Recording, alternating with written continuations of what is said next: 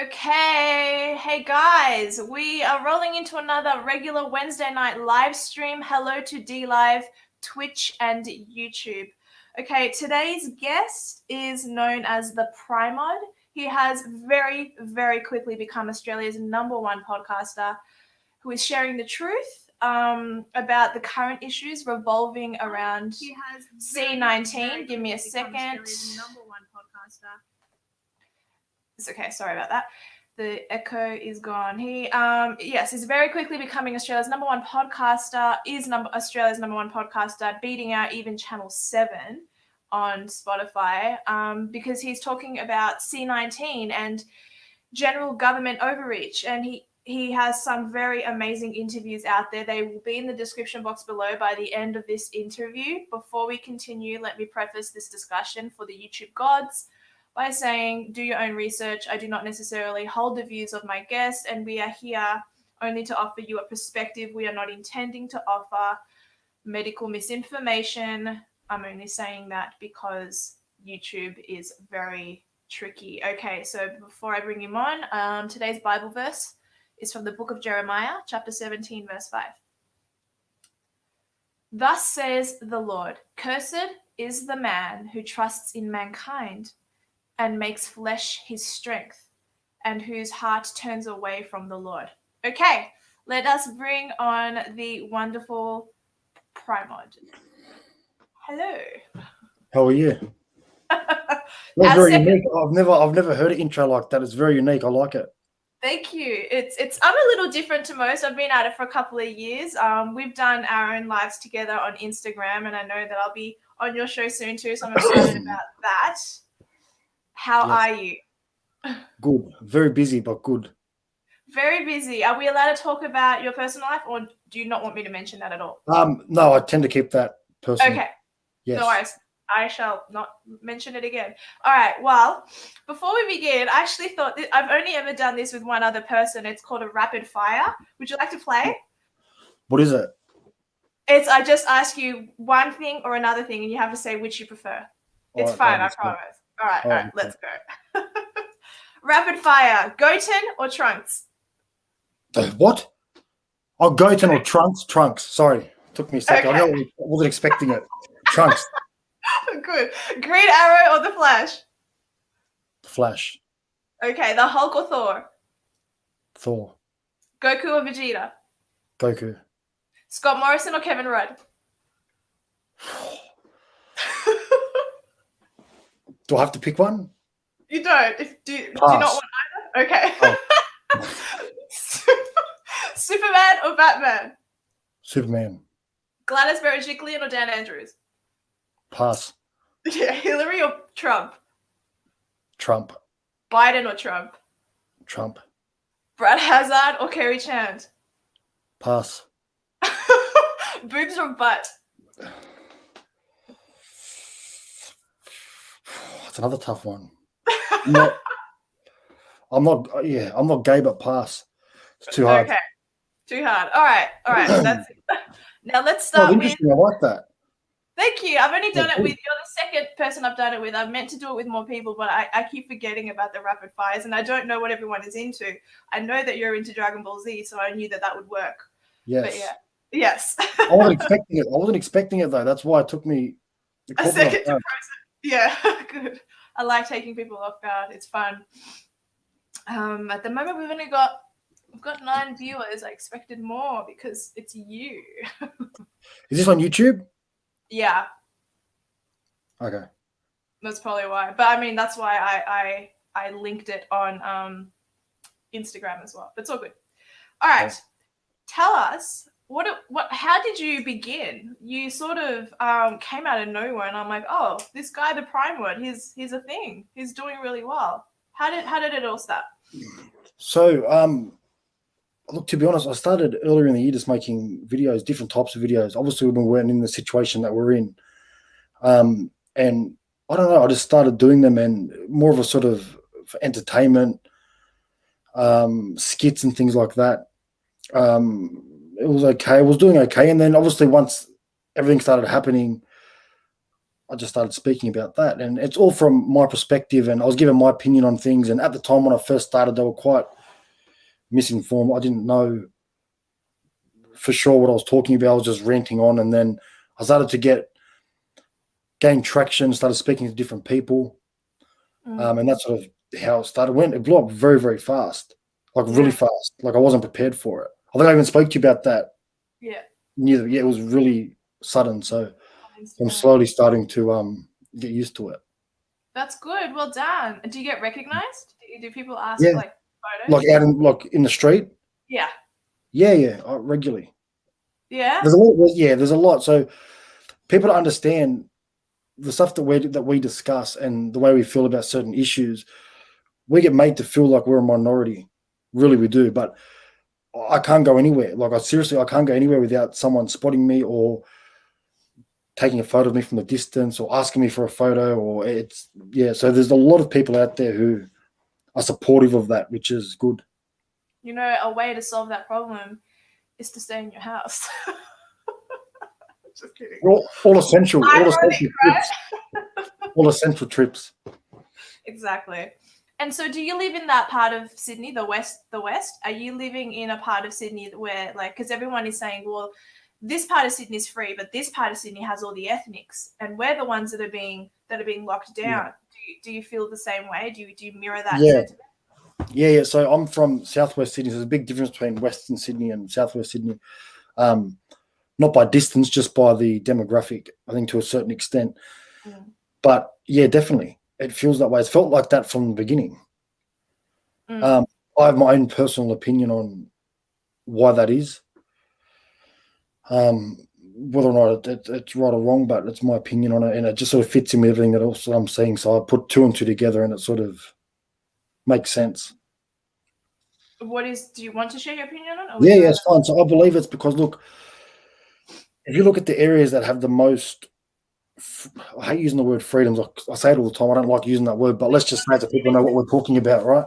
So people that have the most freedoms are the ones from the eastern suburbs and sort of the more upper class parts of Sydney. So I see that, and then I see the way they were being treated differently in southwest and western Sydney, and that was highlighted on the weekend with the beach. And look, I didn't post about that because I believe we should all be at the beach if we want to be at the beach, right? So I've no problem with people being at the beach.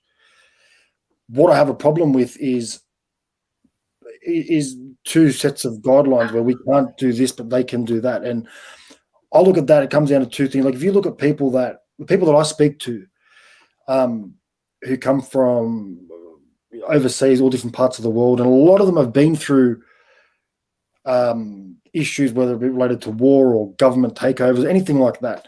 And if they haven't, then their parents or grandparents have been directly impacted by it. So they see this from miles away, or they can see it coming. And even at the beginning, I had elderly people, grandparents or families of friends that I know were saying, this is not looking good. It's heading down the wrong path. And they were very quick to pick up on it. So I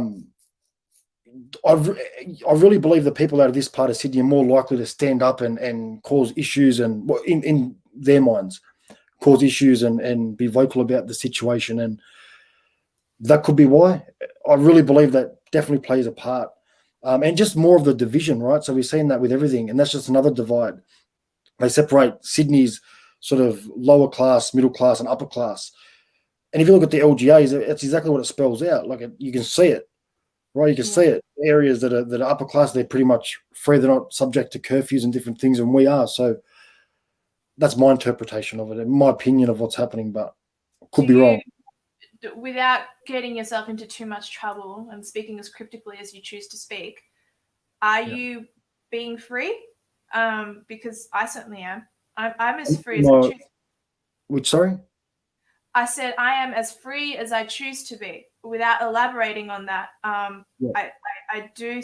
have friends around me. I can't go too into that because I don't want to get them. But I am relatively free. We're not supposed to visit friends or anything like that. I haven't, but yeah. Yeah, look, are you as free as you choose to be? Look, it hasn't really changed my life in terms of things that I could do. Like, I mean, I've always been at home. I love being at home. Like, I love it. I don't. I've worked in security for many years, and I've seen in nightclubs and pubs, and I saw that sort of side of society that I don't want to be a part of. I've never really been one to go out and do that. So, I love being at home. Like, I don't go out at I don't go out at 2 or 3 in the morning on the weekends. I don't party, nothing. And you obviously know, in regards to my personal life, as to why I wouldn't do that anyway. But yeah, like, I just enjoy being at home and seeing my family, and it hasn't impacted me a great deal. But it's days like where you're like, man, I wish I could go to the beach today. Like, I just want to go to the beach today. But especially out here, like, I got pulled over 3 times on a Sunday when I was allowed to work before the mandate. Yeah, so driving to work, I got pulled over. Driving while I was at work, I got pulled over, and then driving home from work, I got pulled over. So the minute they, pardon? That is yet to happen to me. I'm surprised. Again, I know where you. I know I'm not going to say where you are, but I know where you are, and vastly different. So that'd be why. But yeah, like, it's just, I was just going to work. And look, they weren't assholes or anything. They were understanding. They didn't give me any issues, but it's still like, you see them behind you and you know that you're going to get pulled over. Like, it's ridiculous, but that's what we're living in at the moment. So you definitely feel like you're being watched all the time. Like, that's something. Like, there's helicopters flying out like 3 or 4 or 5 times a night. Every night. You hear them. You hear them all hours of the morning. Like, it's like we're in the middle of a war. It's crazy. And what is your ethnicity in terms, what are you mixed with? Just so. Maltese. Yeah. And my father's Scandinavia, Norway. Okay. Well, there you go. That's not like, not that there's anything wrong with what I'm about to say, but it's not like being Lebanese or Syrian, which I would assume, because that has a history in this country, that has had a problem. But is the area that you live in, is the area in general, because I don't know geography in Sydney. I'm still relatively new to New South Wales. Is that area, Western Sydney or Southwestern Sydney or whatever, is that Lebanese heavy? What is the demographic? Do you know? Oh, it's very vast. It's very very diverse. Like, really diverse. Okay. Where you've got in Southwest Sydney, you've got certain suburbs that are more prominent. You might say Indigenous Australian. Some areas, other areas is Lebanese. Other areas is, Islanders, Samoans, Tongans, and so it's very diverse. But we all sort of mingle and cross over. So we're just like, it's very diverse, which I love that. It's great. It's really good.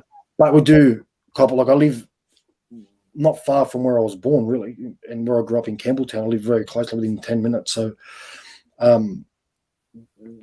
we've always had it, just being from there, you have a target on your back. So, like, the reputation of the area and the people that live there, it's always been difficult, but this is more evident now. And so, okay, you have a history in security, and now you interview people. How crazy is that? Yeah, very crazy.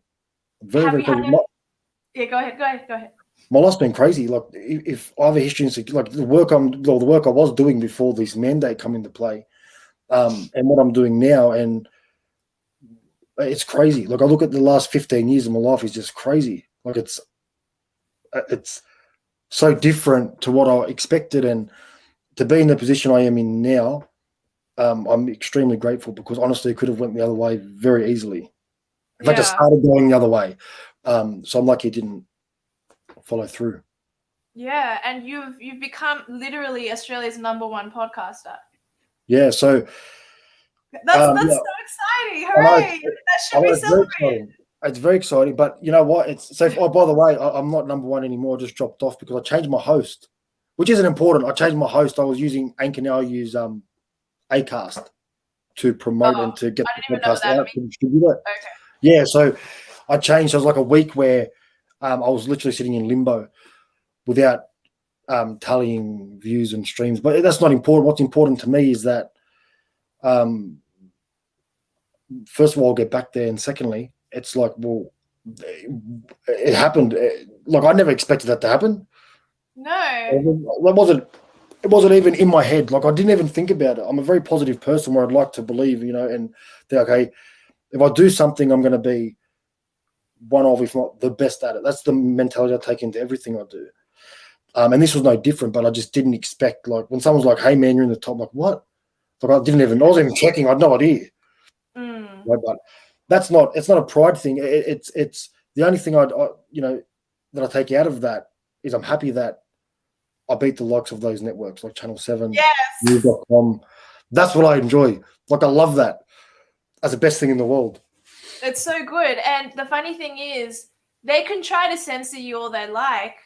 I mean, I guess those hosts or whatever could reject you, but then they would lose out on doing that too. And so it's become incumbent upon us, you and I, and all those other sort of alt media types that are out there now, to sort of be, offer the alternative point of view that you're not being shown.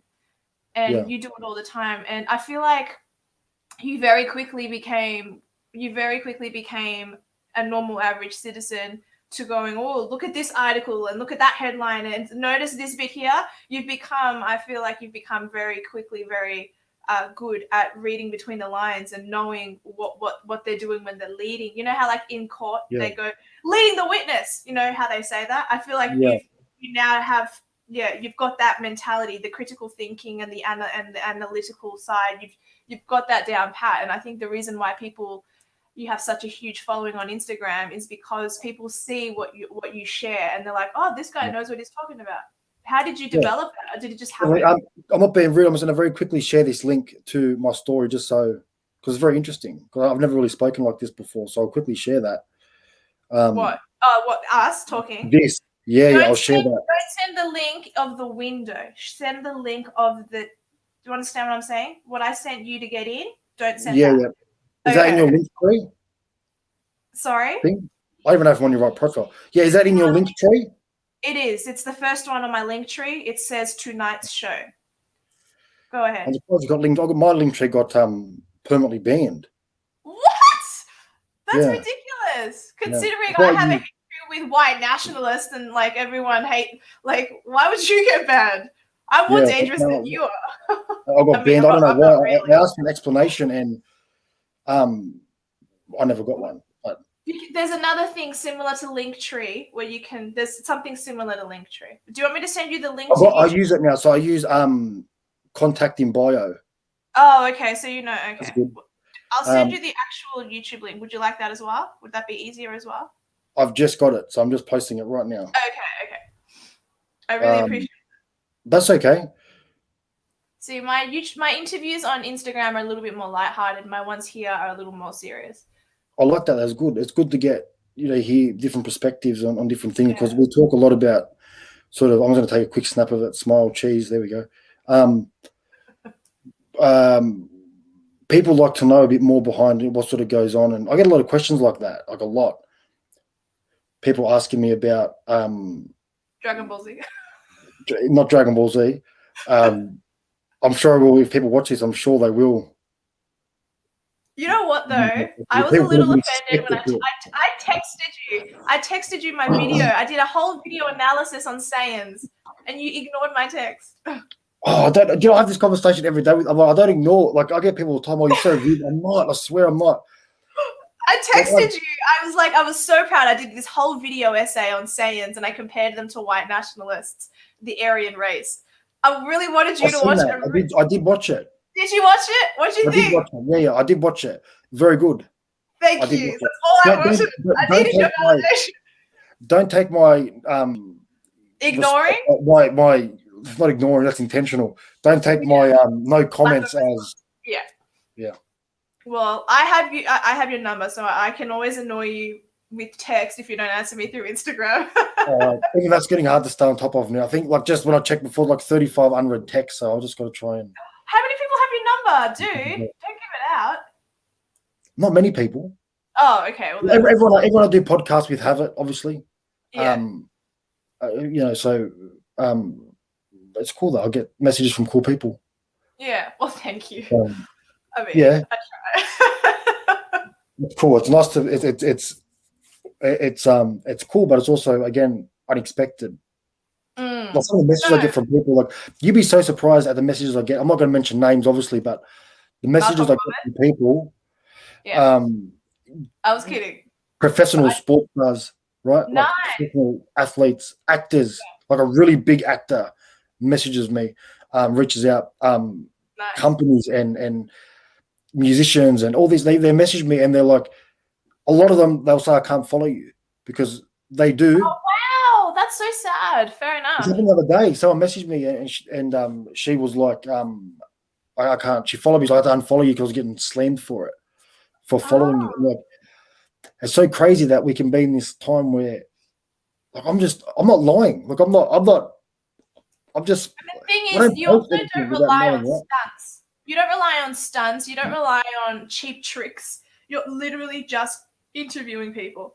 That's literally all you're doing. And those people that I interview who are much more knowledgeable than I am, like I'm a moron. I'm not overly intelligent, but those people are. So when they send me something, like I'll post about it. Like the other day I posted something that didn't come from me. It come from like Dr. McCullough sent me that the other night, texted me, and I posted it. Like I'm not just making these up off the top of my head. So you're in a place now where if you tell the truth and you speak honestly, that you get, like, people don't want to have any part or anything to do with you. Yeah. So that's It's all sad, it is what isn't it it? is. But it'll reverse. People like us that are doing the right thing now and speaking up and when it all comes crashing down, because it's going to come crashing down. Thank Christ. I'm wondering what's going to happen. Yeah, exactly. I'm very interested to know what's going to happen. It would be very interesting. So I'm just responding to someone in the comments. All right. So we took a pause because you were about to answer a question. We'll get that back on. So how did you become so good? Because people go to university to be able to do what you sort of quickly do, and that is analyzing articles and headlines where they're leading us to believe those things. It's not like we're here. This is this side of the story, and this is this side of the story. That's not what the articles do anymore. So how is it that you did that? I don't know. I've always looked at things objectively, and like, so for example, if you were to ring me and say, "Hey, listen, don't trust this person. You know, this person has done something," or whatever the case may be to you, I won't just then go and start telling everyone I know, "Oh, don't trust that person." Like, I need to know things for sure. Right? It's not that I don't believe you or don't trust you. It's just that I can't do it. So I've always been like that. So when I get told to do something, or when I get told to do, especially now where we get told to do things all the time, I like to see reason, like why. I'm not going to do it because you say for me to do it. But it needs to make sense. Like red lights, you don't go through red lights. It makes sense. There's a reason for it. It causes accidents, right? Drink driving, same thing, causes accidents, and so that's logical. So I always look for, like, it makes sense. I'll do it. I have no problem. Like, people think that I'm anti law. No, I'm not. Honestly, I'm not. I don't break the law. So when Breaking I want to see, okay, everyone. A mandate is not a law. Sorry, keep going. yeah, but it's, I don't do anything. I'm not a criminal. I don't do the wrong thing because it makes sense why I don't do it. But when I'm being told to wear a mask outside, why? And you can't get that information. Then I start thinking, well, okay, well, if they're not going to give it to me, I'll look for it myself. So I'll look for it myself, and there's nothing. So where are they getting it from? So that's why I look at everything, and I can just see it's street smarts. That's what, and I was talking to Rami about that on my podcast, the owner of Rashes, and he grew up literally 10 minutes away from where I grew up. So obviously different ages, but we still, same area, same groups of people, and so it's different. Like, it's just different. You see things a little bit differently to somebody who's been sheltered and sent to private schools and universities, and you see things differently. You do. We wear bifocals. I feel like the best way to describe what you're saying, and I don't know what category you're in what I'm about to mention in the added context, but as a Christian has to wear bifocals because we're told one thing: we came from apes, but we believe we came from that God, we were created. There's one already. We're told that the world is 26 billion years old. We're told that, the Earth is relatively young. The whole solar system is relatively young. So we're always wearing bifocals. And people say, no, when you're a Christian, it's blind faith. It's really quite the opposite. You have to know how to operate in the world, and you have to know how to operate in the spiritual realm. I don't like using that word. That makes me sound like I'm a witch or something, like, you know, new agey, not the spiritual People realm. will know what you mean. Yeah. And so that's where I got it from. And I'm actually quite surprised when I see Christians today who are getting the boost, who are getting the second boost. All of that surprises me, and who are obeying the mandates as if they're laws. I get quite shocked because I'm like, well, I'm like you. I love the Lord. I believe in God. What are you doing? It's odd. Where do you think you got it from? I don't know whether you were raised in a faith, but were you just always objective, or did you have a parent that kind of coached you throughout your life to be like, always look at this, you know, always be kind, always this, always that? Like, were you trained in it, or was it just how you are? Because No, it's just how I am. I would say I was trained in it because of my faith. Yeah, no, I was definitely not trained in that. No. So it just happened? Like a lot of people, people our age and our parents, the sort of that generation of our parents are sort of 50 and on, grandparents tend to follow blindly in terms of what they say on the TV. They tend to believe what they hear from the government. They tend to listen to, and so I definitely wasn't trained in anything. I just I learned things the hard way myself growing up. So same. That's when you learn. Really, that's when you learn. You can sit down in classrooms all day and study but you need like practical experience, and learning from your mistakes is the biggest thing. Like, you can't learn. How do you? That's the only way you can grow, right? Is by making mistakes. So I made a lot of them, a lot. So brother. But you know, I'm grateful now that I made all those mistakes. I'd hate to be making those same mistakes at my age now, because it destroyed my life. But you know, I'm happy I got it out of the way when I was younger, but you learn a lot, and you learn to look at things differently, because you see injustices all the time around you. So you see people that are like, I've known people, not friends, but I've known people who are racist for absolutely no reason, like no reason behind it. They just don't like people that sound that way or that color, and it's just like, what the fuck? Like, why? Like, you forget we're human, right? Like, we're the same as you. So when I look at things that way, I've always looked at things that way, and that just helps me, I think, to see I don't just take on what I hear immediately. Yeah, that's not a bad way to be. All right, now in terms of excuse me, I lost the question. That's all right. That's all right. I'll just come up with another one. Okay, hang on. So no question. Yeah. Do you enjoy what you're doing now? Do you enjoy this new stage that you're in? There's a new chapter in your life, and if everything went back to normal, say in 2 weeks, would you keep doing it? Yeah, definitely. So definitely. So I did a podcast like maybe 5 years ago, 6 years ago. So I did one, and it was really new. Like, it wasn't really, it's not like it is now where it's flooded and saturated. It was just me, myself, literally ranting, right, for like 10 minutes and talking about things again from a perspective of like, just look, like a good example of that is just because somebody's white doesn't mean they're a racist. Just because, you know, this man's a Muslim doesn't mean he's a terrorist. Like, stop looking at things like that. And that's really what I was just, I don't know why I was because just ranting, because other like people just around me didn't want to hear it. They're like, what are you talking about? I'm like, that's the way the world is. The world's so backwards. So I started doing that, and I just didn't follow through with it. So I've always wanted to do podcasts, and even by myself, I don't care. I'll sit there and talk into a mic for, doesn't bother me. I have a lot to say, but I was going to do it, and I just didn't. I wouldn't say I didn't have the confidence. It was just a big step for me.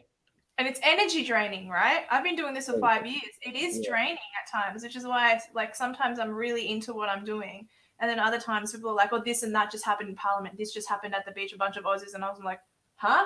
Like, sometimes I just completely zone out of it. And then when I'm in the mood to be back in it, then I'm like, ugh. Do you find that too? That's easy. When I say to people that, like, when I ask people to support the show, I'm asking them because, well, I can sit here with you now, literally. This is my setup for the podcast. I'll just go, boom, done, 2 seconds. Right? We could do one right now. It's not hard, but what's hard is organising people to come on. Well, the people I'm getting on aren't just like a text or a phone call. Well, now they are, but they weren't when I first spoke to them. So Exactly. It's a lot of work to get them on, and it's draining. Like emails and even time differences. Like when I speak to, I've got to be mindful when I talk to Dr. McCullough in the States. I can't just message him now and assume that it's his dinner time, because I'm pretty sure where he is now it's like 4 a.m. So there's that. There's the communication. Pardon? He never responded to my email. He's very busy at the moment. Really busy. I believe it. But Yeah, sorry, very busy. That's so, all right. No. That's very time consuming, and I don't want to, like, I haven't got everything I know, like I learn and I speak about. I don't have that like built into my brain. I've got to find that out myself. So I spend a lot of time looking at things and sort of separating truth from bullshit, and that takes a lot of time, because I don't just see something and go, okay, that's right. I want to see where they got it from. Then, okay, what study do they get it from? Who done the study? So I literally go all the way back to the beginning of something before I'm confident enough to speak about it, because I don't want to be wrong.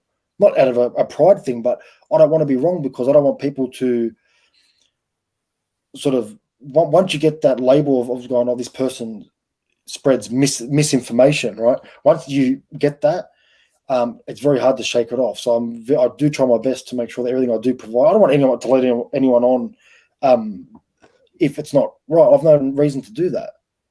So very time consuming, and you know what it's like now trying to get onto me. Oh yeah, you went from being very responsive to me to like, he basically ignores me now, guys. No, just kidding. No, but he's just busy. No.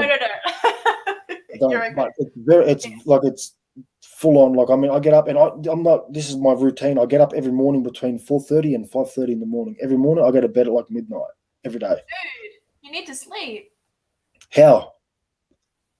I can't. That's the thing. It's so hard. I will hire you a hotel just for you, so you can sleep for a couple of 8 hours straight.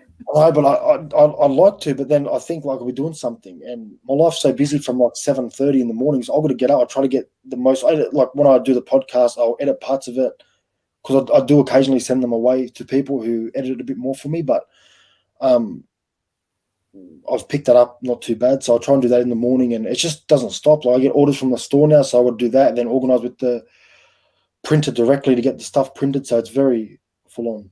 Yeah, it would be.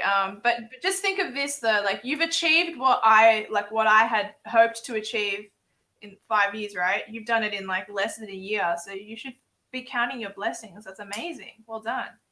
Yeah, I am happy, and look, I think the main thing for me is I'm lucky now. I'm very fortunate to be in a position at the moment. I don't know whether it lasts or not. I don't know, but at the moment, I'm able to dedicate most of my time, like nearly all of my time, to this, because I was forced out of work due to the mandate. So I love my job, so I couldn't go back to that. And in case people are wondering, I work in mental health, so I'm very passionate about my job and what I do. So I was forced out of that. Sorry to hear. Yeah, technically I'm still employed, but I'm just on extended unpaid leave, right? So, but I'm not stressing. Like, I'm financially doing okay. I can easily manage and do what I've got to do, and it's great. So if I was to go back to work tomorrow, or told I have to go back to work tomorrow, I'd have to consider it. What an interesting position to be in. Yeah. That's interesting. Look, I'd only be going back for the love of my job and what I do. I wouldn't be going back for any financial reasons. Okay, well, without getting into what it is you do specifically, obviously you work in the general field of mental health. Was what you were doing a full-time job, or something that you could you, if you were asked to go back, could you separate it to do like 2 days a week? No, so I don't mind speaking about it. So I was actually in management. So I was a manager for, we help, so people get transitioned out of long stay mental health units back into society. There's that process, and also once they settle back into society, so supported accommodation or whatever that may be for them. So it's a really rewarding job, and the guy that I look after, I've known him for years now. So there's definitely I guess somewhat a personal attachment, even though it's work, right? But you can't, like, if you don't form a bond with somebody you work with for years, like a vulnerable person, you're a bit heartless. Like, there'll be some sort of connection, right? Absolutely. That's very hard for me. Even now, like, it's really hard. Like, I always think how he's doing, and I wish I could just pop in and see him. And so it's very hard. But I think what I'm doing on this side is just, and I'm still able to do things like I did. All the merch I sold on the weekend, I donated a percentage of that to the kids' helpline. I've helped out. I've helped out. I'm in a my eyes position. just became two hearts. Oh no, I know. So I do that. Like, I don't really speak about that too much, but No, because you're not in it to like. Oh, but guess how kind I am, everyone. That no, you know what I mean? no, no. No, that's I ridiculous. just, You're but not I like, do that because I want to do it, and yeah. I'd love to be in a position where I can do that regularly and be able to help out where I can. And I've helped out struggling families that have messaged me, and unfortunately, I can't help everyone, but when I But see what something do that you really, do? Like you send them cans of food or something? When you say you've helped them, what does that mean? What does that look like? Or is mainly it food, different for and each case? they're different. Yeah, one was like a Okay. bill, electricity bill, and one was so different things. But I do as much as I can in that Well, space. But and I've always done work like that. I've always volunteered and fed the home. I've got out and fed the homeless in the city many times.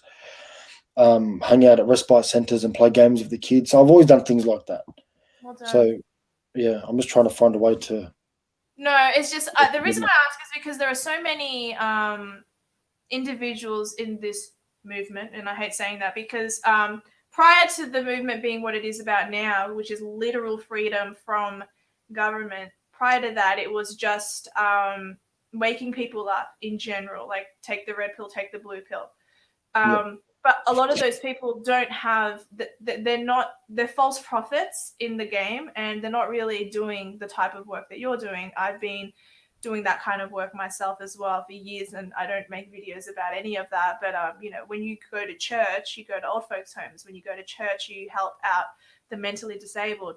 Now, on that topic, as someone who has a passion or a love or an understanding, a drive for mental illness, how would it make you feel, or how do you, knowing full well that you're not allowed legally under the law any can't say that word on YouTube, any inoculation that one takes cannot be coerced, and it has to be taken with informed consent. So if that individual that you have an affection for, or any other individual that has a mental illness, is coerced into that, how will you how would that make you respond? Is that part of the reason that you're driven to talk so passionately about what you do talk about?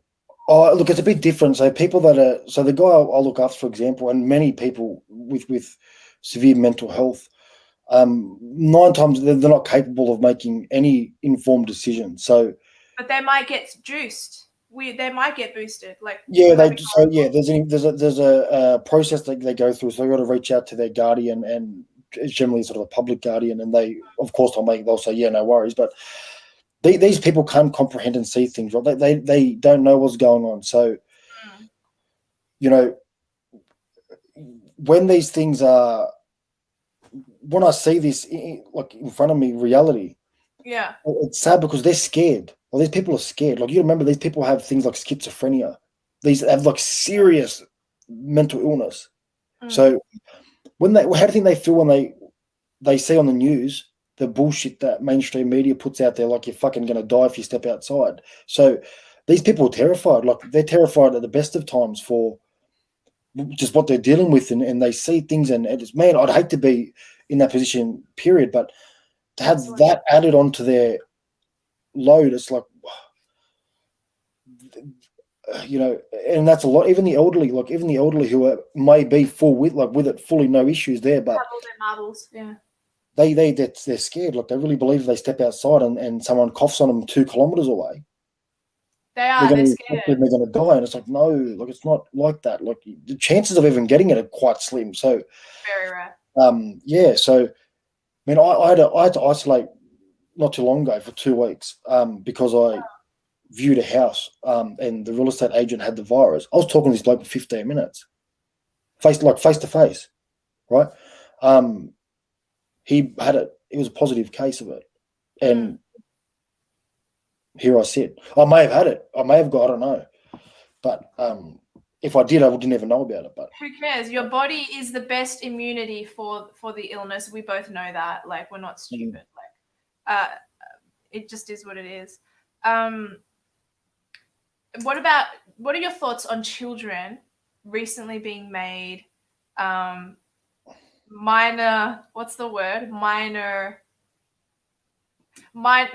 minors with enough minors who can basically ask for information. They're allowed to basically say yes. Basically, you're allowed to jab, you're allowed to boost, whatever it's the criminal. word.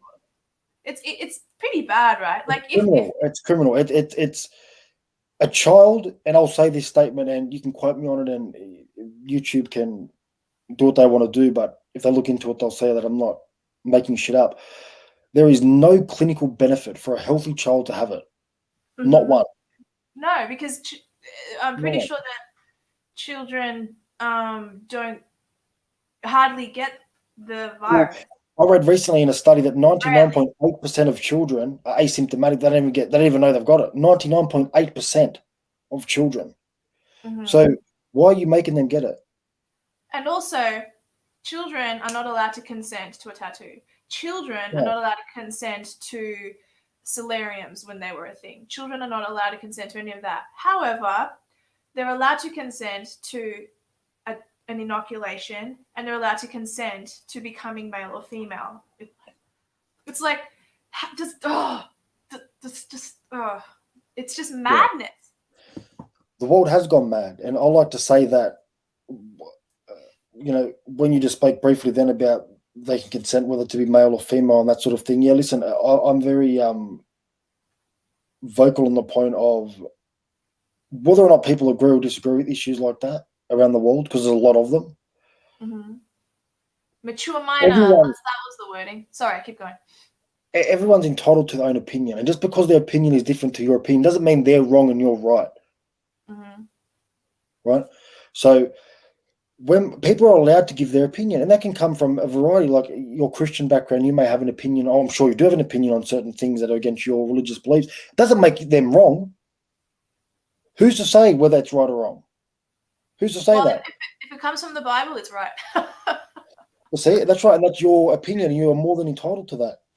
And so when we have people saying that, like, there's a lot of things that are weird. Like, I could go on all day about it, but what really woke me up, and I'll say this, and yes, hope people think I'm crazy, but I started living a healthier lifestyle. When I mean healthier lifestyle, I mean I started putting down things that we really shouldn't be touching to begin with. What got me was a water filter that I saw. Yeah. Someone's water filter from the bottom of the filter. It was so bad. I'm like, man, like I used to drink 3 liters of tap water a day, and when I'd see this filter, I'm like, what in the fuck is that? Like, that's not water. What's that?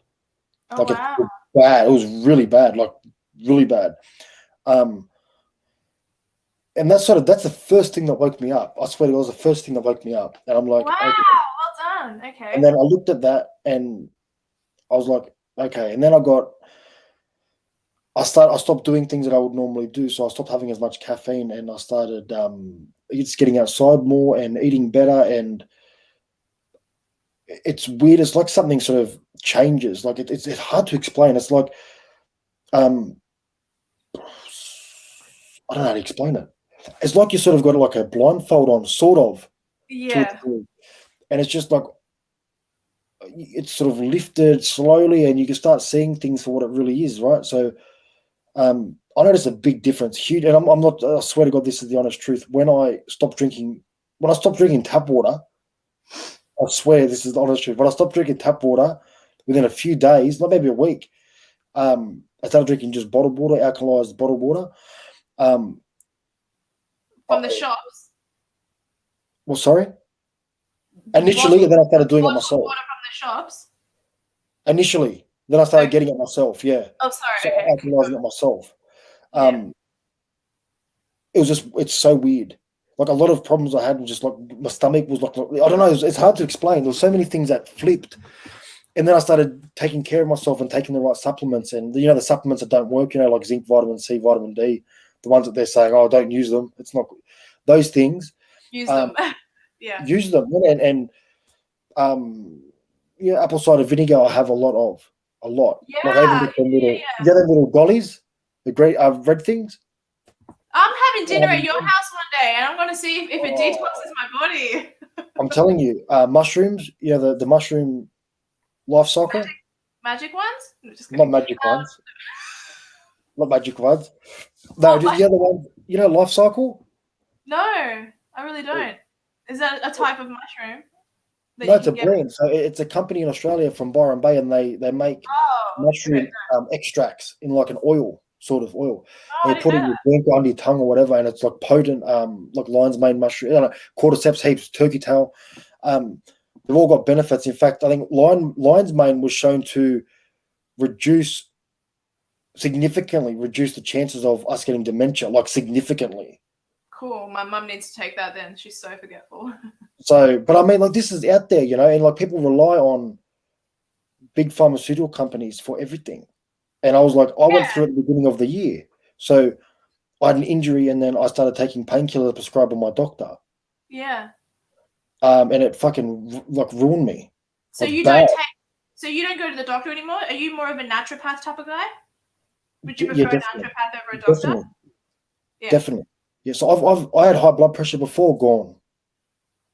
Wow. Do you know what? I didn't mean for this discussion to enter here, but I love this stuff because I'm a dental assistant by trade. Guys, it doesn't mean I'm one right now, but I'm a dental assistant by trade. And I've just always assumed fluoride, that's what you're taught in school when you're doing your course. Your fluoride is good for your teeth. Then not too long ago, I had a woman who's become quite popular, and at some point I feel like you may end up interviewing her too, because she's just one of those names that I see circulating on different people's channels. Her name is Kate Shemarani, and she's a nurse, or at least she used to be a registered nurse, but she's one of those nurses who's gone against the narrative of the whole C19 thing. Anyway, when I mentioned she's British. Okay, different one, yeah. Yeah, a blonde lady from England, beautiful, physically a very attractive lady for a woman of her years, lovely woman, very passionate woman. And she challenged me on my own show. So she goes, "Oh, you're a dental assistant?" She goes, "Do you do root canals?" I said I assist in them. She goes, "Yeah, that causes cancer." She goes, "Do you do tooth mousse treatments?" I said, "Yes." She goes, "That has fluoride in them." I said, "I know." She goes, "Yeah, that's not." She goes, "That's bad for you as well." And she was challenging me on my own show, telling me like what I was doing wrong. And I'm like, I'll look into it. And I haven't had a chance to look into root canals causing cancer, but I am well aware that fluoride, because more and more people keep saying fluoride is bad for you, fluoride is bad for you, fluoride is bad for you. And I'm like, well, why would they put it in our water? And I'm like, oh, of course, our government wants us probably dead. All I want to say is that they don't really care about us. Like, it's like, yeah, no, they don't. You know what? It's not so much. They're not taking care of us. No, it's not. No. Look, you can go on Google and they'll debunk it and say it's bullshit. Use Google. Use DuckDuckGo, and then you'll probably get use DuckDuckGo, and you're like, what the fuck? And look, fluoride, a component of fluoride, I can't think of the name of it, is the main ingredient in Prozac. Oh, okay, Prozac. Yeah, Prozac is. Is it a pill for men? No. It's a pill for everybody. Well, they'd like. Yeah, okay. Never mind. It's an antidepressant with like. Gotcha. Yes. It sort of slows your brain down a little bit. Okay. So, well, then I'm not taking. I'm going to buy my own toothpaste with no fluoride in it. But like. Yeah, trust me. That's why I don't like. I find that my life in general, like everything about it, just like does 10 times better when I stop like with this shit. When I start having natural products and things like, I don't know, it's Thanks, Thomas. Yeah. Sorry, keep going. Brains and looks. That's funny. I don't even see them pop up at the bottom there. No, but seriously, yeah, no. Like the more you live your life in terms of like, I always think back to, okay, if I was alive 1,000 years ago, how would I eat? Exactly. A lot of our food has changed. Right? So you can complicate things, be like, I'm going to go on this diet, that diet, keto diet, paleo diet, all these diets that are around. And I think, simplify it, right? Eat what we were supposed to eat from the beginning. Eat that. Eat as much of that as you can anyway, because it's not easy. But I can guarantee most people haven't had a 100 something as simple as a carrot. I can assure you that if you go to Coles or even the vegetable stores or whatever, you're not getting 100% natural carrot. Like it's got some, it's, you know what I mean? Like nothing out there is proper. So I try and really get back to basics on what I do and look after myself. I said my blood pressure was like out of control, like 150. Were you heavier before? And with the new things that you've implemented in your life, are you lighter? Not that being fat never. No, I wasn't. Okay. No, so I always fluctuate between Sorry, like. I just thought I'd ask. I'm very. My weight's weird, man. Like if I have a bad day of eating or 2 days of eating, or I'm stressed for a day or two, I'll lose like 6 kilos in a day or two. So I'll lose weight and put it back on very quickly. So like, I think today I was like 98 and a half, and like a week ago I was like nearly 104. So I just go. Fluctuate too. I'm like between 58 kilos to 63. I'm always in that range. That's so small. I remember I was 60 kilos when I was, I think, 12 or 13. Well, you're a boy. Your bones are heavier. Yeah, I know, different muscle mass. I know, but yeah. no, honestly, I really, no, blood pressure was always high because when I was 19, I speak about this open and honestly. When I was 19, I took steroids, like a lot of them. A lot of guys did. Yeah, a lot of people do, but I did it like excessively for not a long period of time, a short period of time, but just too much of it. And ended up in hospital, nearly having, like, I swear to, I still think I had a stroke, but they somehow didn't find out because my arm went limp like that while I was driving to the hospital. So couldn't move my arm. So I look like that guy, you know, that guy that got the vaccine on the thing and he's got the eye patch on. Oh, yeah. He has Bell's palsy and he's still encouraging us to get it. No, thank you. Oh, the guy's not going to have, his face isn't going to work, period. If he's got to stop it. It goes. Bell's palsy is not permanent. It goes within a year or good. two. For his sake, good. But still, I was like him, like seriously, like I was like, I thought I was going to die. Like really, I believed it. And then it was out of control. I never got better. I was on blood pressure medication. Yeah. And upped it. It just kept working, and then it would stop working. High dose, stop working. High dose, stop working. And then I just made some changes. I thought, fuck this. I made it. I had so many things: exercise, hibiscus tea, a lot of garlic. Was so much stuff, natural stuff though, not shit. I got to a point where I got really dizzy one day. I'm like, whoa, like I was spinning. I was like, whoa, and then my blood pressure was so low. My doctor's like, stop taking your tablet. You don't need your tablet. So I literally reversed it. Yeah. I don't need that anymore. So any medication, I just do it myself. So there's definitely ways you can do it. It's like they sort of want to keep you in that loop of being in need of them. So I really try my best to avoid going, unless I really need to go to doctors, like, you know, for whatever reason, but I really try my best to stay away, stay positive. That's it. No, for sure. And I think we need to, like, I also don't trust the food in the supermarket. Like, if I could be growing my own fruit and my own veggies, I'd rather that because, you know, there's pesticides and chemtrails and all that kind of stuff. So we're only as healthy as we can possibly be. And with the current lockdowns, you know, you can't drive an hour away to your favorite farmer's market and pick up some of, you know, some trustworthy fruit and veggies and meat. Like, so there's only so much you can do, but it sounds like you really got better. It's funny that no doctor said to you, oh, you know what, if you just start drinking this kind of water and if you just get off this medicine and then you do this, then you'll get better. You had to figure it out on your own. And that's because the system is designed that way. I feel like the system is designed to, doctors are there so that they can band-aid the problem, but they don't go to the source. Who goes to the source? The naturopaths, the chiropractors, all those sorts of people go to the source of the problem, whereas doctors just kind of mask and go, here's a drug. And it's something that I've only sort of thought about. I've never really implemented it. And part of me doesn't want to because I'm addicted to Coke Zero. Other than that, though, I'm all right. I actually had it. Look, I actually had one tonight with dinner. So there you go. But, you know, it's rare. It's like I used to have a lot of it. Now it's so rare. It's like once every ages. Whenever when I get dinner or something, I'll get that. But yeah. All right. Primod question times from the audience. Hi, Primod. As the lockdown extends into Western Sydney for a lot longer, do you think this resembles a modern version of Cronulla Riot? It resembles. I'm trying to understand the actual question. What do you mean Do you by remember the does it vanilla rice? resemble? Yeah. I know what he's talking about. I'm just trying to put in the context. Do you think it resembles? Okay, gotcha. Okay.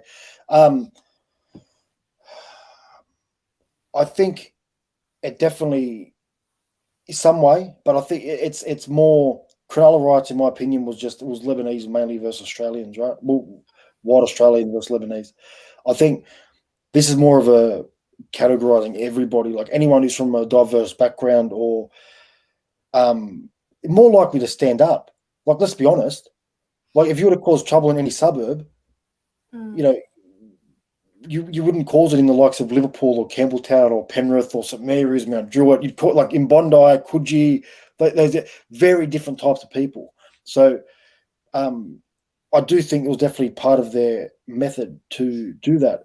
And maybe knowing that we're more vulnerable because we haven't got the cash sitting in the bank accounts like some of those other suburbs might. That's an assumption, but it's a pretty safe one to say that people in those suburbs that live in Bondi and that they're going to have a bit more cash behind them than people from, let's say, families from Liverpool and St Mary's and whatnot.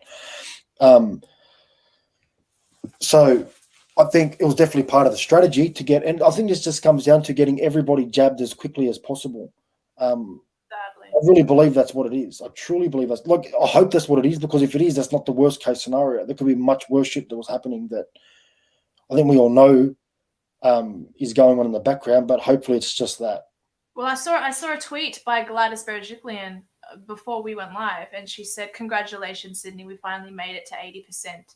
Now let's push it to 90." I seen that. I don't like doing it to people.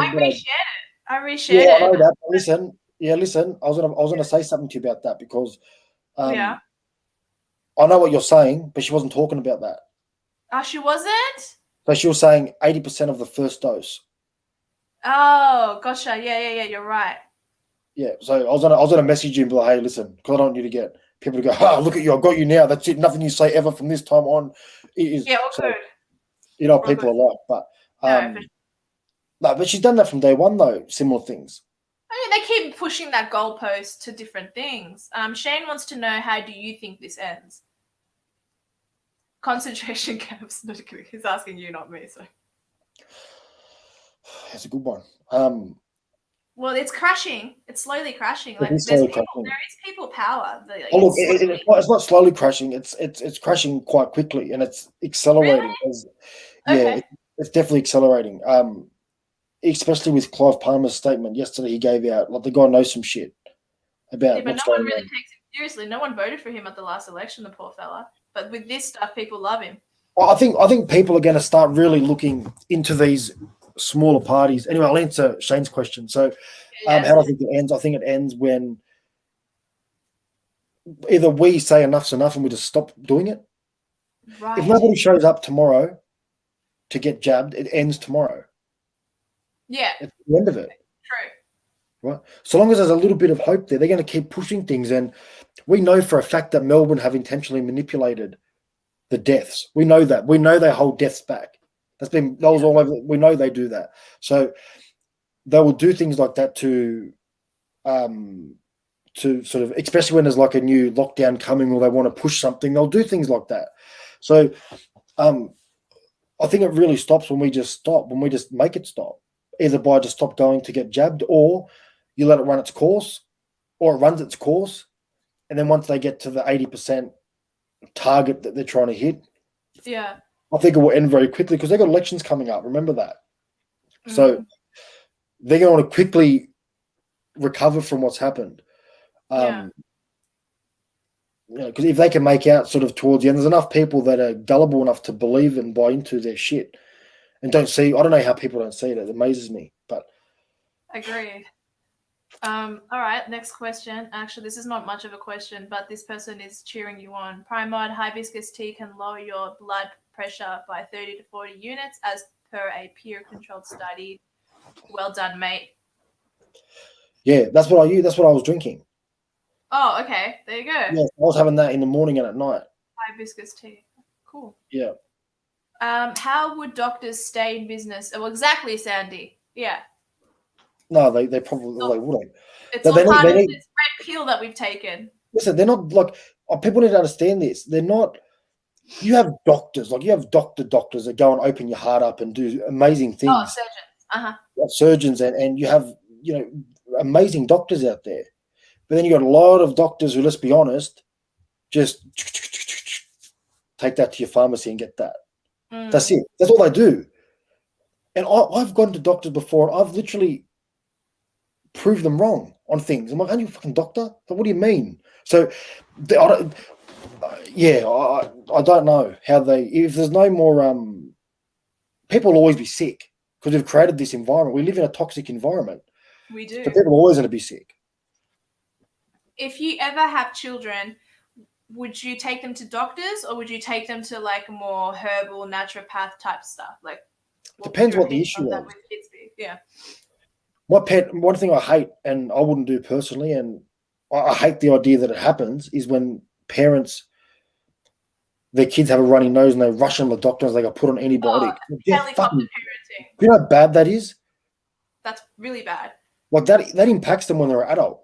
Like that affects their gut bacteria in 20 years, 30 years. So, but they do that, and doctors don't. They're just happy to sign off on it and do it. It's retarded. Jessie Bell, my moderator. Thank you, Jessie. You've done a great job today. Do you think we will survive as masculine men, the fighting to come with the collapse? I am prepared to die. How about you, magnificent bastard? The way you worded that, Jessie. That's a good one. He's a good guy. He likes you. He's been saying it throughout the chat. He goes, oh, this guy idea, the guys you've been getting on your because lately I've had mainly Instagrammers coming on my YouTube channel, and seems like I'm doing a good job getting good Instagrammers. Jesse Bell. Okay, I can see his photo now. I was trying to make out what it was. Okay, he's got his dog there. Yeah? He's a baldy with a dog. Yes. Yes. Okay. Do you think we will survive as masculine men? I don't know. They're doing a very good job at stopping it. Well, they're doing a very good job at stopping it. Like it's all. As I said in my post the other day, it stems back from childhood. Really, it does. Yeah, it does. Like, even from when I was a teenager, like, and a kid into my early, I probably wouldn't say kid, but like maybe 9 or 10 to my early teenage years, the world was different then. It was. Like kids were tough as shit. Like if I couldn't say the things that kids say today. Like, do you know why? Because you get smashed. Yeah. Like you get pumped. Like to the point where if it was very normal, if you said something about somebody, like you were I don't know about the rest of Sydney and whatnot, but where I was going to school, if there was an issue with you and another kid at school, there was every chance you're going to try and stab you the next day at school. Depends on how bad it is. You went to very different schools to me. I was bullied a lot, but there was never a fear of being stabbed. Oh no, I wouldn't say I was bullied. I think people really didn't get bullied too much because people back then had courage, right? So if you seen someone getting bullied by bigger people, you'd step in and you'd say, what the fuck were you bullying him for? That's what it used to be. Yeah. But now it's like the men of these days, like I see 19, 20-year-old, I don't know how the girls of that age, I don't know how they do it. Like they're posing, like someone sent some photos because someone made a Tinder account for me. Yes, you have herpes. Are you okay? Yes, that's pretty funny, but that's probably one of the funniest things I've ever been sent. Like people think that shit it doesn't get to me. I find it's funny. I can't believe someone made it. But guys who don't know what we're talking about, he posted in his story that a profile of him on Tinder, and he's a nice guy and everything, but he just happens to have herpes. It's just in his profile. Yeah, I'm vaccinated and I have herpes. Yeah, I know. I was like, so I was like, all right, but you know what? Like that doesn't bother me. Yeah. And that's one thing I've learned to deal with. You can't be bothered by what people say. Like these people aren't normal. Who has the time to do that? Oh no, I know. I have it too. I've had it for years, and you're very right. The best thing to do is to not look at it, or if you do look at it, just laugh at it because it's funny as. Yeah. These people, I'm very curious to see how that person's doing, like how that account's doing, because I've never used it in my life, but it'll be interesting to know. But yeah, people have said, like, because of that thing I posted, people have been sending me screenshots of blokes on Tinder, and fuck me, I don't know if you're on there. I'm not on Tinder. Yeah, I wouldn't be if I was. Look at what I saw. Like there's blokes posing with masks on, face masks on, in their profile photos with a. That's already not husband material. Let's get vaccinated in the top corner sticker. I'm thinking, you just say you don't have a penis and move on. Yeah. It's funny because It's funny, Jesse, that you mentioned the masculine men thing, and it's funny that you started talking about what you're talking about with the water. A mutual friend of ours, someone who I've had on my show, he's a life coach. This is what he wrote. Jesse, you might like this. Touching a plastic object even once in your entire life will reduce your testosterone to 0, shrivel your balls, and make you grow breasts. Avoid plastic. Also, get 16 hours a day of sun on your balls. So that's what he wrote. This is a pretty well-known life coach. He's been on my show a couple times. Anyway, you should follow him. But point is that, do you agree? Do you think plastic is one of those things that's making boys like soy boys? Do you think a lot of masculinity has declined because of our products, our packaging and all that kind of shit? Well, look, it could definitely play a part. I haven't looked too much into plastics. Plastics. I know plastics aren't good for you, period, but I don't know whether or not it has an impact on your hormones.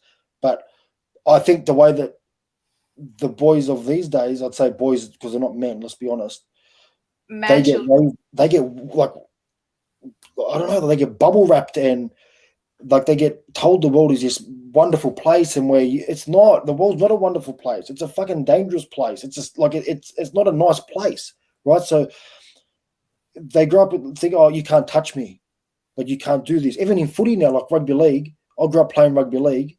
You know rugby league?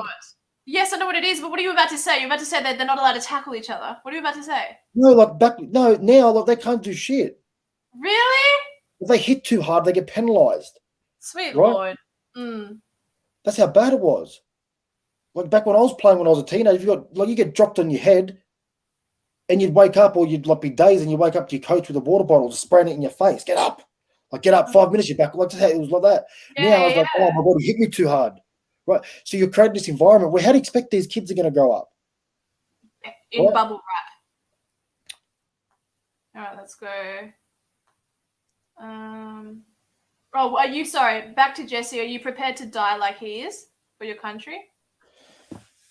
It's a tough question. There's two parts to that. If you say no, I won't think you're a coward. No, I'll always be. Yeah, but the problem is this: that right? It'll have to be what a country is only as good as its governance, right?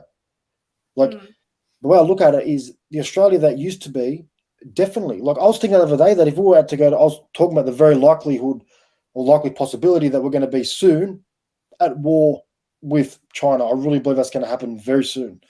So, or even Russia, or both. But when I was thinking about that, I thought, you know what, like back in the day, I'd be like, yeah, dude, like this is my country. Listen, no way, it's not going to happen. Now it's like, you know what, like our country, and I'm referring to the government, aren't there for us. No, they're treating us like we're as I said, illegal immigrants. Like they're treating us like we're in detention and we can't do shit. So it makes you question. Like, I love this country. I love the way the country used to be. Yes, and it's funny that we never realized how amazing our country was, unless many of you did. And now it's like, wow, we really wish it was like it was before. It's like one of the best countries in the world. Like it's one of the was one of the best. Not at the moment. No, unfortunately. All right, let's keep. When America's laughing at us, you know we've really fucked up. Well, we're laughing at them. They've got Biden, so they're laughing at us. That's how bad we're doing. Yeah, exactly. That's a great. Yeah, that's true. All right, hang on. I think I lost my place. Sorry, guys. Hang on. I'm gonna go back up to the questions. Oh, okay. Here we go. Oh, okay. Here we go. Vote United Australia Party. Do you think that the virus is just being used to implement a CCP style social credit system? What do you think? YouTube, we are talking opinions here, YouTube. We are not talking fact. We're speculating. It could be. Whether that's the reality of it, I don't know. I think there's many more likely scenarios that are, I believe, which is what I posted this morning. I really do believe it's just a game of Monopoly with the pharmaceutical companies leading it, and that's I think that's probably the most likely outcome, and hopefully, because that's one of the best outcomes we could ask for, because it starts going down the path of like a social credit system and more of a a communist government, which is again very likely. Like they take things away. No one just jumps into power and does this in one day. They slowly chip away at things right over months or years, sometimes even decades. Yeah. They slowly chip away and take this away, take that away, and then it gets to probably like, oh fuck, look where we are. You know, like we're in this situation now, and you don't see it coming because it's so subtle. But I hope not. I really hope that's not what's happening. All right, Jim Bowden. I suggested at a meeting 2 years ago to build a housing commission building next to 34 Wolseley Street, Point Piper. Jeez, dude, that's a bit specific. Next to Turnbull House. This proposal was rejected. I wonder why. I'm not really sure what that means. What's that? Build a housing commission building next to 34. Turnbull House. Yeah, so, he's referring to what's his name? Malcolm Turnbull. Malcolm Turnbull was rejected. I wonder why. I have no idea why. I don't know what. I don't know. That's gone right over my head. Sorry, Jim. Maybe we're just not as smart as you. Sorry. Yeah, I don't know. I don't know. Do you think there will be a Nuremberg type trial? When I interviewed Ricardo Bossi, he said absolutely there will be a Nuremberg 2.0 and Gladys and Dan Andrews will be a part of it. But that's not my answer. I don't know what will happen. What do you reckon, Chris? But very, very likely. Depends on what game everyone's playing. Mm-hmm. If there's definitely people out there who will fight the good fight. People like Clive Palmer and Malcolm Roberts and Pauline Hanson and these people will do the right thing. I'm sure they are. They're all around the world. So if those people hold those people to account, definitely. There'd have to be something similar, but we'll see. Yeah. Let's go down. Any more questions for Primod? Hang on. Okay, I don't know if this is Jesse. Oh no, that's to Jim Bowden. That's one of the people okay, hang on. Sorry.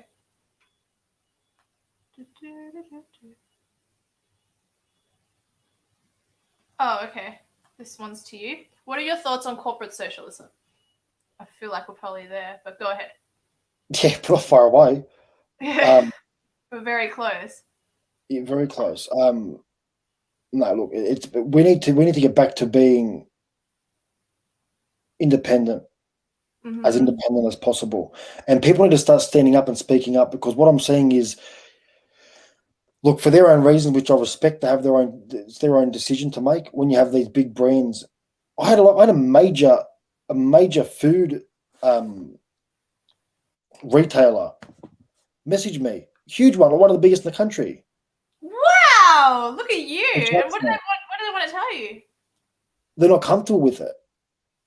Oh, there's a few things backwards and forwards about something, but they weren't comfortable with the discrimination and not allowing people in at certain time, because that was their understanding. There's going to be actually time blocks. That's what they said they've heard from the government.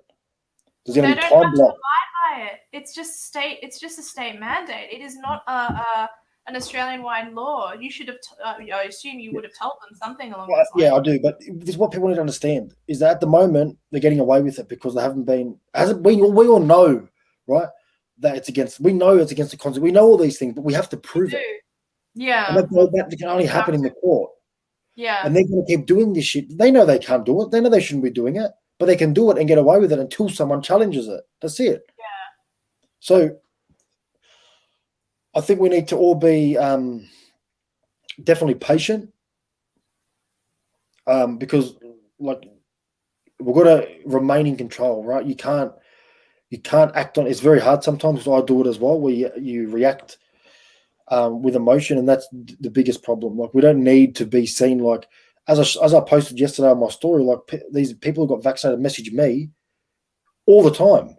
Like I get 10 or 20 a day easily. I don't read them because I don't see them enough, but like I get them, and that one was just one example.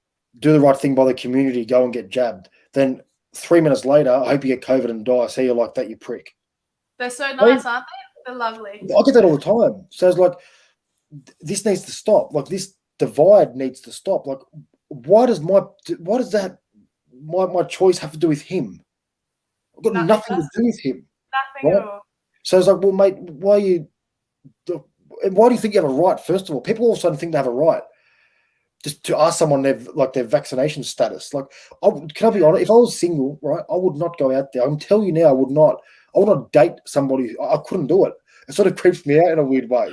But like, you know, I loved one of the things that you put up on your Instagram. It was the best. But I had a similar one. My one was, are you vaccinated? Who are you penetrating right now? So like, but yours was funny. Mine's Remember, awful. yours was funny. Yours was a different answer. I forgot what it was, but basically it was something along the lines. Oh yeah, that girl. Yes. Like, who the F are you? Yeah, because my answer was, because someone actually asked me that at a Woolies one time. They said, who are you? And I was so close to saying, who are you penetrating? I didn't do it. I was too scared. And I'm trying to be Christian. I love doing it because you know what? It's like, what do you do? Like, do you just ignore it? Do you play along with it? Yeah, what do you say? It's like, it's private information under the Privacy Act. You don't have to tell anyone. If I was to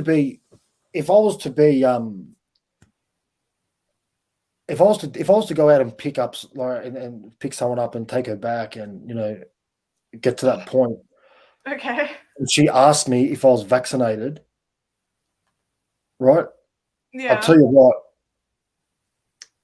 I'd walk out. That'd turn you off. Yeah. It'd turn me off.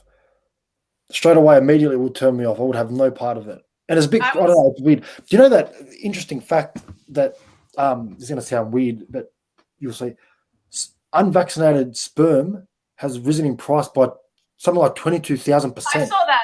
I think I shared that. I think I saw that on Instagram today. I was like, oh my gosh. Yeah. And it's like, also, I think about blood. Like, what's going to happen if one day I need blood? I have to specifically say, I do not want vaccinated blood in my system. If you're going to give me a blood transfusion, make sure it's with an unvaccinated individual. That would have to be stated ahead of time. People got AIDS back in the day through blood transfusions because they didn't know. It's crazy times. Crazy times. We're back in the 1980s. Only AIDS actually is bad, and C19 is just no. It's not bad. And this new was it Moo that's coming. The new variant. Oh, the variant. Yeah, I don't care about the variants. I heard the audio of a girl calling a lab. You can't distinguish between the two anyway. So. No, and people need to understand that it's not. I can't remember who told me. I think it was. I was in a WhatsApp group call the other night with Dr. McCullough and Dr. Malone. Cool. We're having a chat about a few things, and one of the things they spoke about was that the mutations are so slight. Like for our body not to recognize it, it'll require like some ridiculous transformation of the actual virus, right? Whereas he said something like it'd have to be like 25,000 or something times different than what it is at the moment for your body to fail to recognize it. So, but the vaccine's not like that. The vaccine's very direct in that it only really protects you against, well, we know what happens with them, with the, your account's not going to get banned, is it, or flagged? Mine isn't. What, this current? The one you're on now, but us talking about this, you're not getting shit from YouTube? I hope not, but that's why I've made sure to preface the whole thing by saying that, you know, we're not wanting to give medical misinformation, and I've been trying to use all the right words, because I don't normally go live on my own channel. I've been going live on a backup channel to spare this channel, but lately I've been going live on my own channel again. So just be okay. So AZ, but use all the right words. Okay, the AZ. I don't know. I was going to do like, what do you call it? You guys should know what AZ is. Charade. AZ, right? That's useless against. That's useless against the beta. I don't know how to really put it out of the words. The beta variant. Oh, okay, sure. Useless. It doesn't work. Period. Just everyone do your own research. We're not. Keep going. Yeah. And the P one. Yeah. Is proven to be useless. Well, very, very close to being useless with Delta. Yeah. Do your own research. Yeah. Do your own research. I want people to do their own research because we start getting somewhere. But anyway. Yeah. So they're very singular in the way they operate. So you get one that's good for one, not the other. So what's going to happen? So fizzer, good one, fizzer. There we go, fizzer, right? So when you have, that's the whole thing that really, I don't think hasn't been asked yet properly, is that they can't say that, you know, if you're jabbed you can go out, if you're unjabbed you can't go out. But which jab did you have? Because they're not the same product. No. And Right. they also discriminate against other types of jabs. Like the only one I would consider is the Novavax. That's the only one I would consider because it's the same technology that has been used for years with stuff like influenza. But for some reason, Australia has completely said no. If you go elsewhere and you get jabbed with that, we're not going to recognize it. You're not technically jabbed. Why? What the hell? It's contracts. There's no gender at play. Oh yeah, that too. There's contracts in play, but yeah, that's so when they say that doesn't make sense from that point of view. That as like saying, you know, if you have, I don't know, it's hard to put. It's because this is so unique that it's hard to compare it to anything. But yeah, it'd be like saying Panadol. It'd be like saying that Panadol or Nurofen are the same thing, right? They work completely different.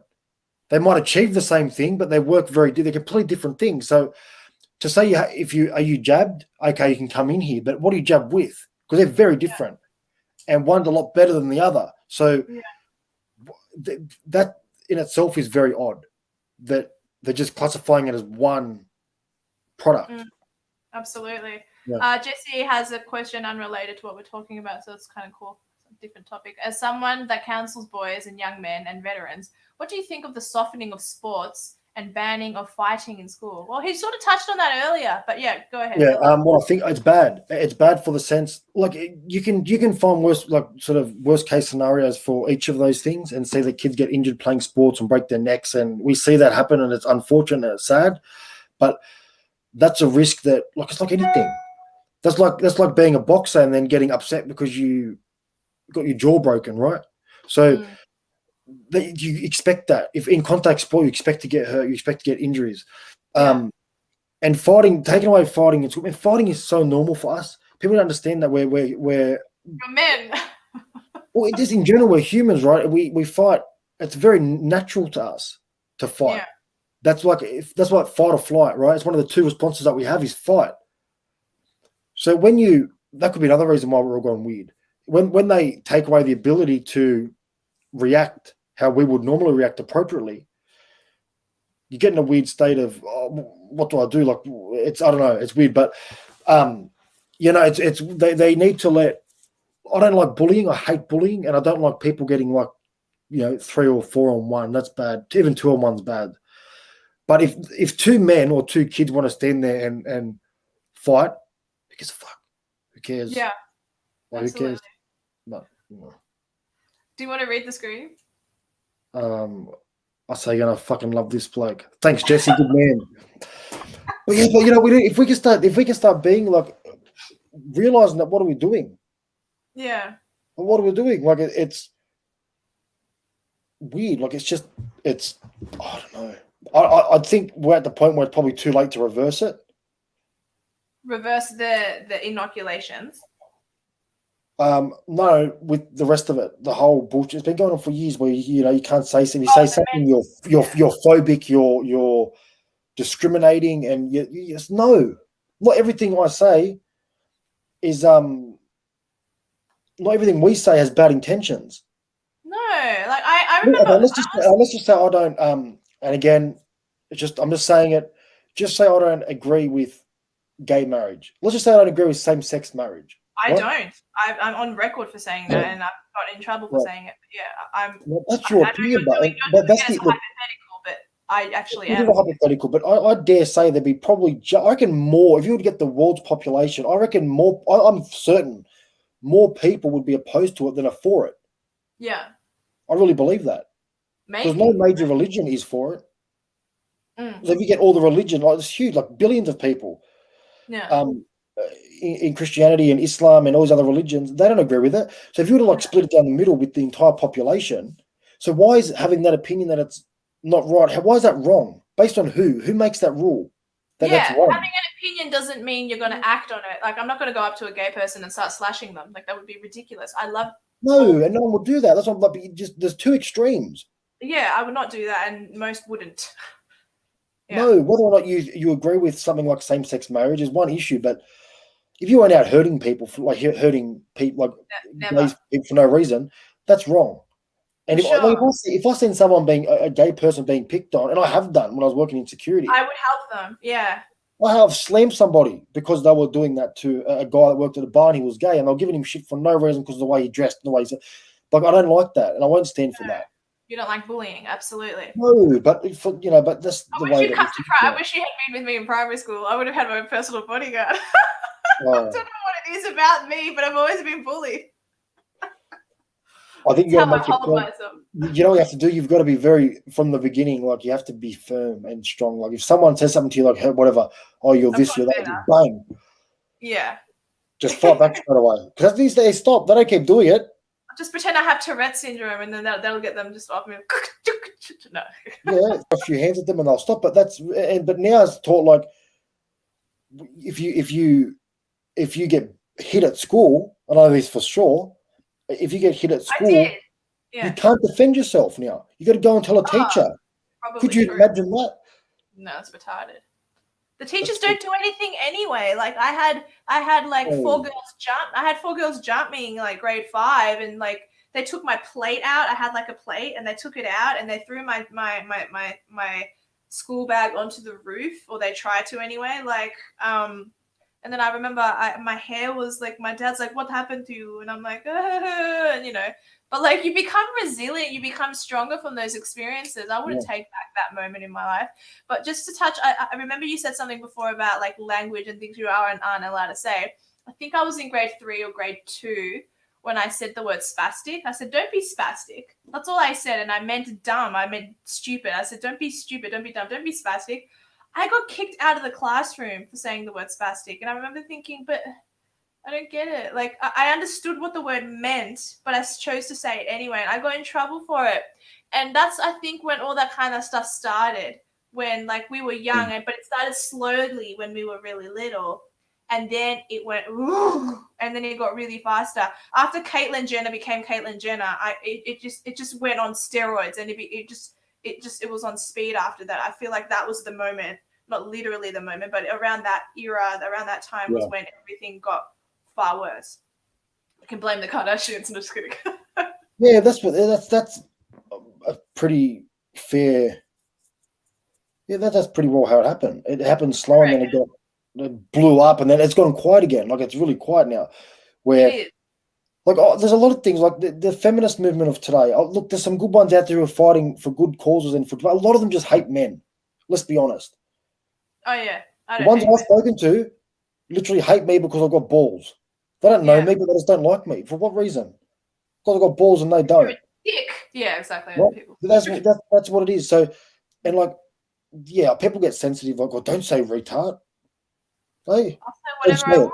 I don't literally mean it. Like, I don't mean you actually like got something wrong with you. I'm just saying that I love that word. That's retarded. I say I love that word, and I actually think a retarded person, a genuine or person with Down syndrome, would be running this state and this country far better than the morons we have currently.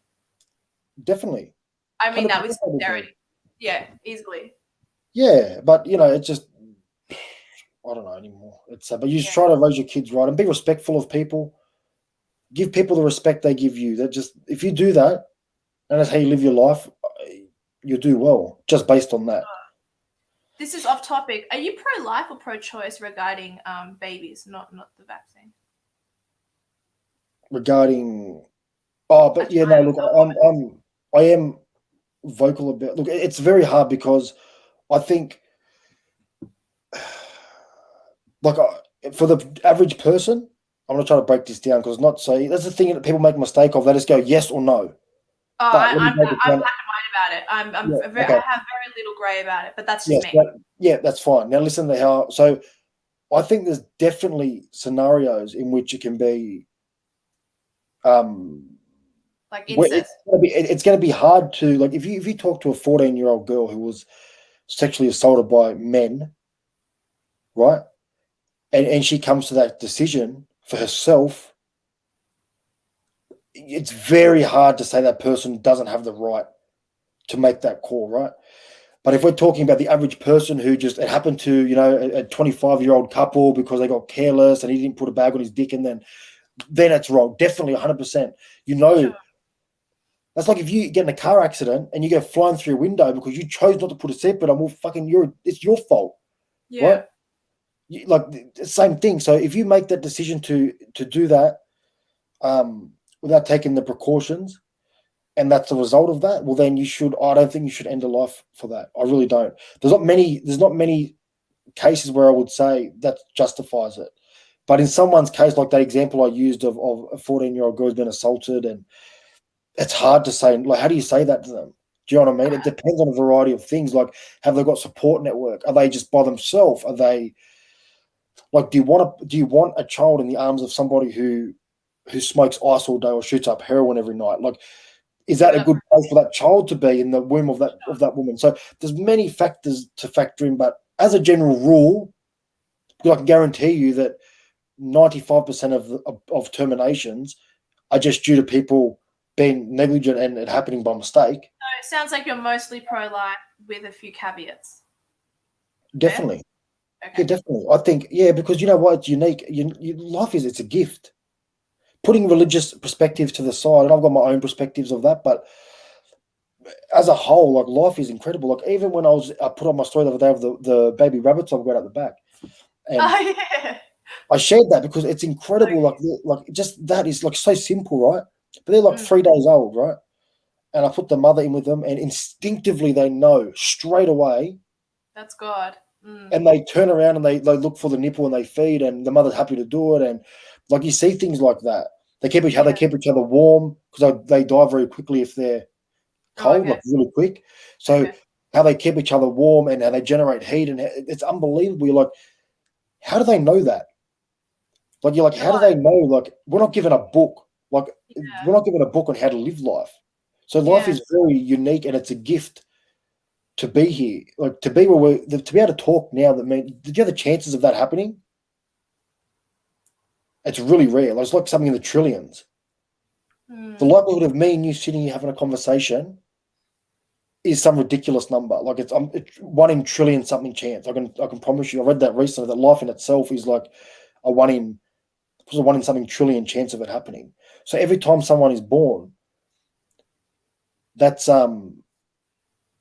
it's life. You don't just throw it away for no reason. Yeah, well, in answer to the question about the 14-year-old girl, I know this is different because I'm obviously a woman in my 30s, but if I was in the unfortunate situation of being violated, I would keep the baby. But I just don't think you can't hang on. Two wrongs don't make right. So terminating a baby in the womb doesn't make the situation right. It would actually probably make me feel more guilty for doing that. I'd want that child to be a light in my life, sort of thing. And it could be for the 14-year-old, or it might not. Yeah, there's definitely. It's hard to say because there's some people who would look at it like that, and there's other people who I've worked with who have got severe mental illness because that child to them is a trigger immediately. Well, like they go insane. Yeah. So it's a trigger for them because they were assaulted. This girl that I'm talking about was 11. She was like really young, 11 or 12, really young. She was violated by a family member, and had twins. Oh, crap. Right. But she loves them, right? They're not just a trigger. She loves them, right? It's hard to say. I don't know for sure because we've never had the conversation, but she doesn't act like she does. But it's definitely a trigger for her, and because it brings her back, like, in her mind, I'm not in her mind, but I can see what's going on in a way. She's very as soon as you see that's what she thinks about. She gets very, like, really sort of standoffish and wants to be alone in a corner, and she gets really, really defensive just by seeing them. So that brings that back to her. But I'm sure some women will use that as motivation and let that child be their light and to guide them through it. But not everyone is like that. So it's a very unique. The sooner we can all get away from making decisions like that. Yeah. First of all, I don't care because it's not my body. I don't give a fuck. If someone wants to do that, it's not my choice to make. But yeah. Fair enough. Well, listen, we've gone over the hour, so Yeah, I'm extremely thankful that you came on. We'll It's share nice it to again talk like this, but it's good to have a conversation. about other things. Yeah. Yeah. No. I'm gonna wrap up, guys. I'll talk to you in a second. Thanks, guys, Yeah, for all tuning good. in. Next week I have another Instagrammer. She had like over 30,000 people, and then her account got banned. Her name is Yusra. She's Islamic. So that'll be interesting to have her Yeah. on. I know her. She's cool. She's cool. I think she's cool. So, guys, Yeah. tune in for that next week. Thank you for tuning in. Thank you, Pissy, for sharing it on your Insta. Bye, guys. I'm gonna end the Thanks, room. guys. Take care. Oh yeah, and I will put his links in the description box below.